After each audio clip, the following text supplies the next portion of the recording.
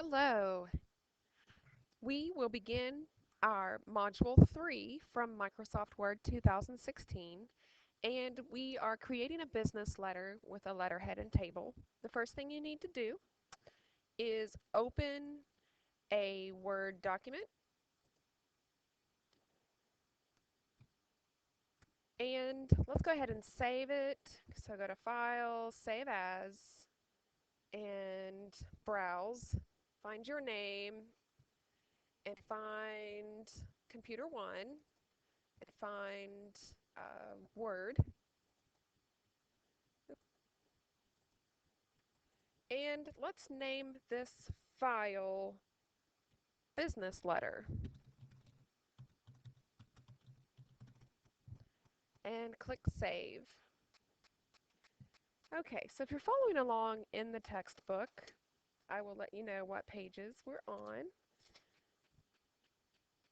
And go ahead and go to page 124. You're going to display the layout tab. So click on the layout tab. Click the adjust margins button, and then find where it says moderate. And our margins are going to have a 1-inch margin at the top and bottom, and then we're also going to have a 0.75 inch or 3/4 inch margin on the left and the right. So click the moderate. So what is a letterhead? A letterhead is a section of a letter that identifies an organization or individual.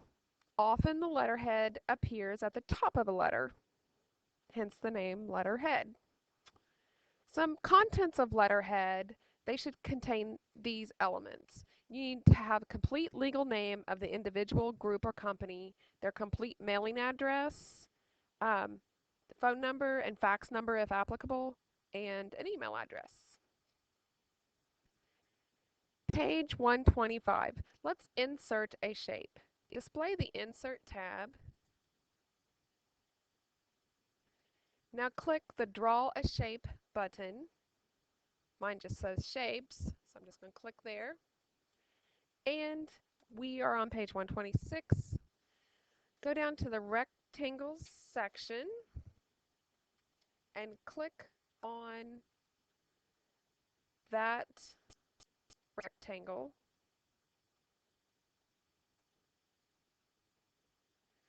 Position the pointer, which is now a crosshair, in the approximate location for the upper left corner of the desired shape.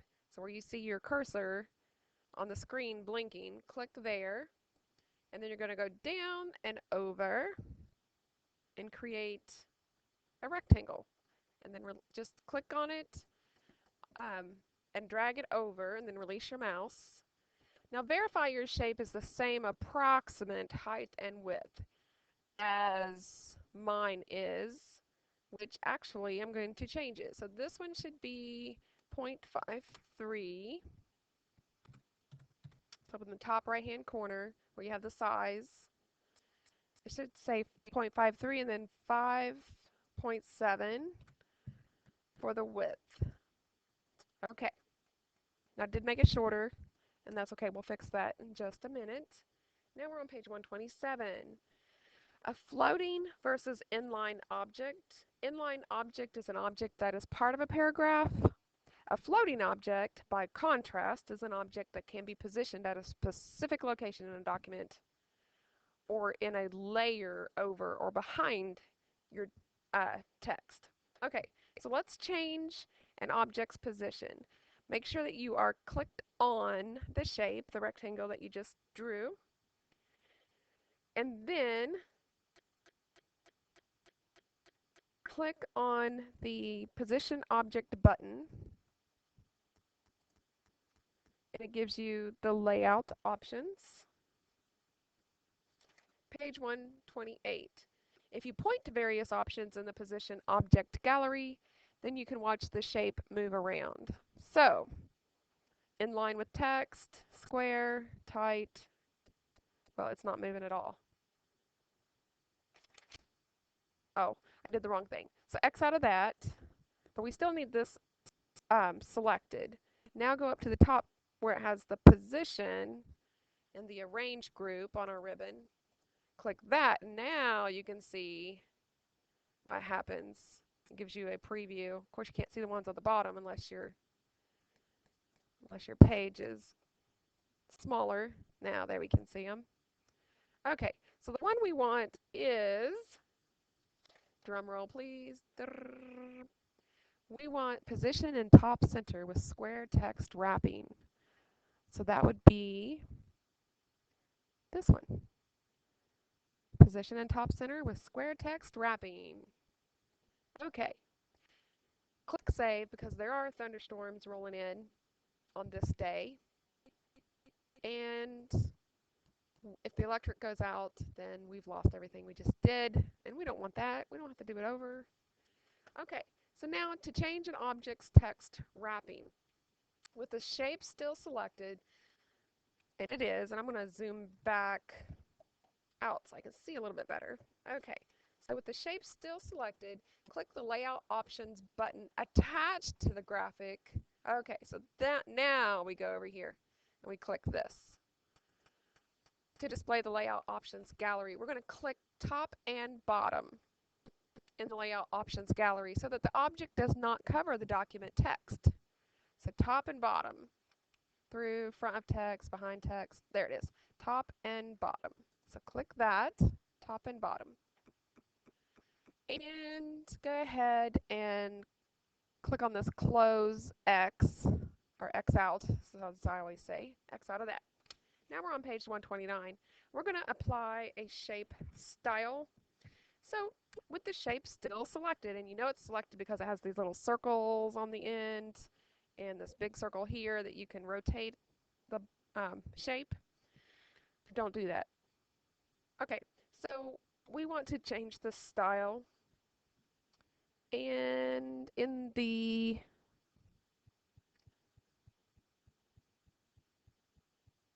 well, anyway, click here on this and then X out of that, and then click here to give you some options of different themes to select.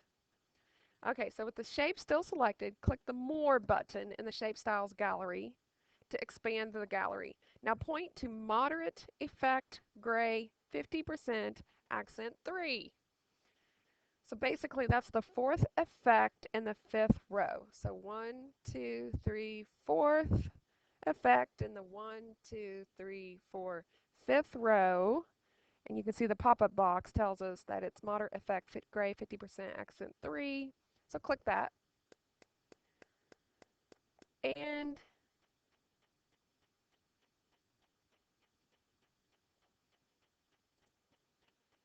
now right-click the shape to display a mini toolbar and or shortcut menu. We're on page 130. We're going to click Add Text. So go down and where it says Add Text, click that. And now you are going to type Village of Apple Park.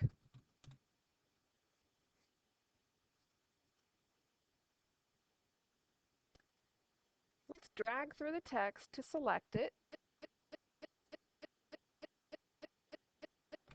And go back to the Home tab because we're going to change some of the font of the text. All right. This capital A on your ribbon is the increase font size. I want you to click that until the number over here turns to 26.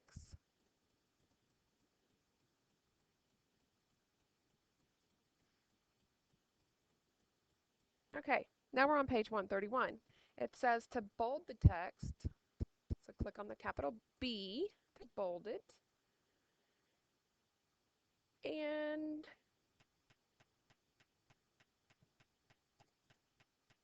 then click anywhere inside of this paper in the text to remove the selection and place the insertion point in the shape.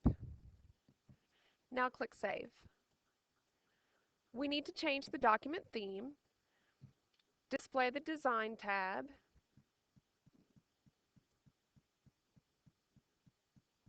Click the Themes button. Point to Circuit in the Themes gallery. And for some reason, um, there may be a person or two, a computer that doesn't have that. So you just need to select one that's similar, like Berlin or Badge. Okay, so click on Circuit.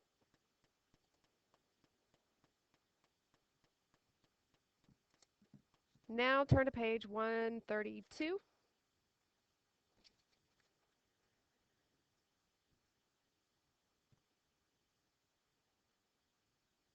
So click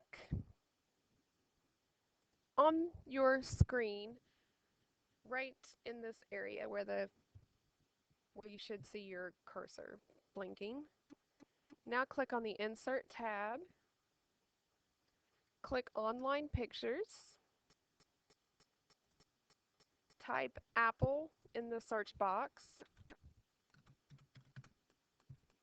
And you will automatically have hundreds of apples to choose from.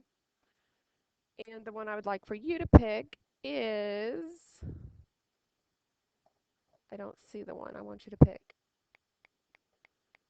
The one that the book suggests is one that has a background. And the background, we can remove that color, but can't do that if we don't have that exact picture. So anyways, let's just pick one of these first ones, and I'm going to select this one, I believe.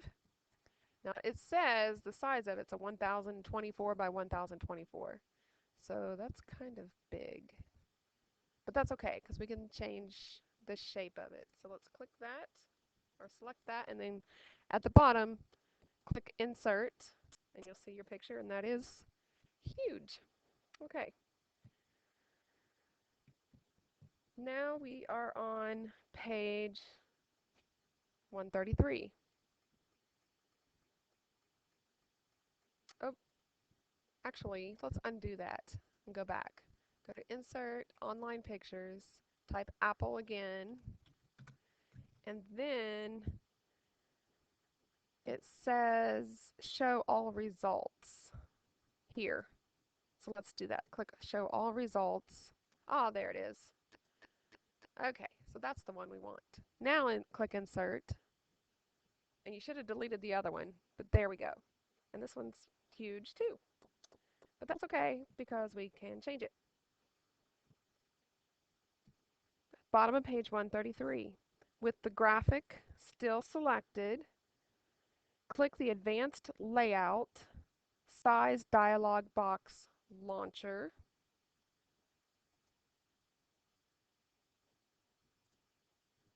That is located in your top right hand corner. And you just click that little arrow in the bottom corner.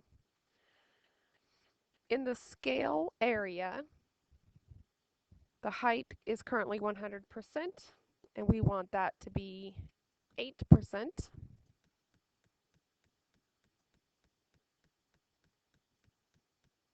And then press Tab key, and the width automatically changes to a width of 8. Now click OK, and the picture becomes reasonable. We are at the bottom of page 134. Now we're going to change the color of the graphic.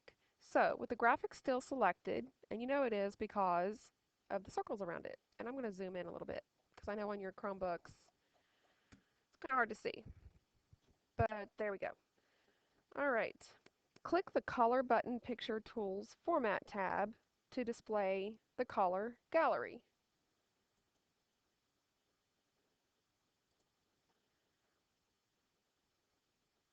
And it is located to the left. And so you click the color, point to Washout in the color gallery. This is the fourth color in the first row.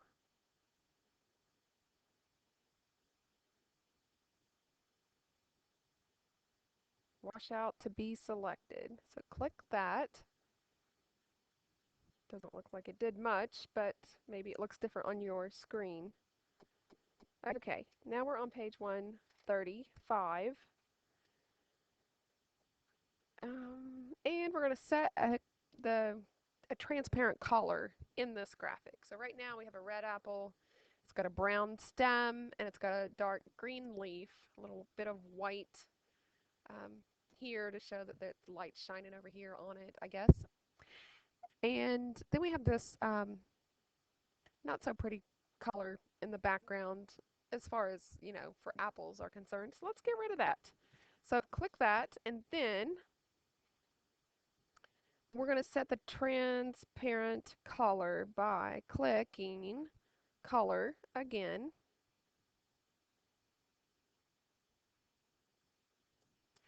And then come all the way down to the bottom where it says set transparent color. And notice that your cursor, your pointer, now looks kind of like a pen. And we want to set the background color to transparent. We don't want to see it. So click there, and it changes it to white. It's whatever what is behind it is the color that we set. Okie dokie. Now we are on page 136. Click the location in the graphic where you want the, oh, we already did that. Okay, so we're going to adjust the brightness and contrast of this graphic. Make sure that the graphic is still selected. Click the Corrections button, which is in the Picture Tools Format tab, Adjust Group. So Picture Tools Format tab, Adjust Group. And it says to click the Corrections tab and point to brightness negative 20%, contrast negative 20%, which is the second image in the second row. So that would be here. So 1, 2, second image, 1, 2, second row. So click that one. Okay. 1, 2, 137. When I did that, my color came back in the background. Let me click over here to see what happened. Well, still there. Okay, well, I kind of liked it gone, but I guess I could go back and change that. I'm not sure what happened. But anyway, we're just moving on. On page 137, to change the border color on a graphic, click the picture border arrow, which is on the Picture Tools Format tab in the Picture Styles group. And here is our picture border, so click that. The book suggests that we point to lime, accent 1, darker 25%. This is the fifth theme color in the fifth row. So 1, 2, 3, 4, 5. And then 1, 2, 3, 4, 5. And it says lime, accent 1, darker 25%. So click that. And you can see that there is a green outline. Okay. Then go to page 138.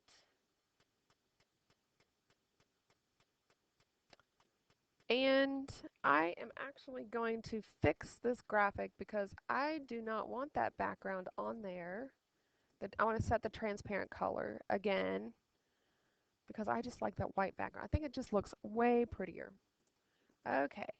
And actually, I'm going to stop right there and we will continue with our next video that starts on the bottom of page 137. See you then.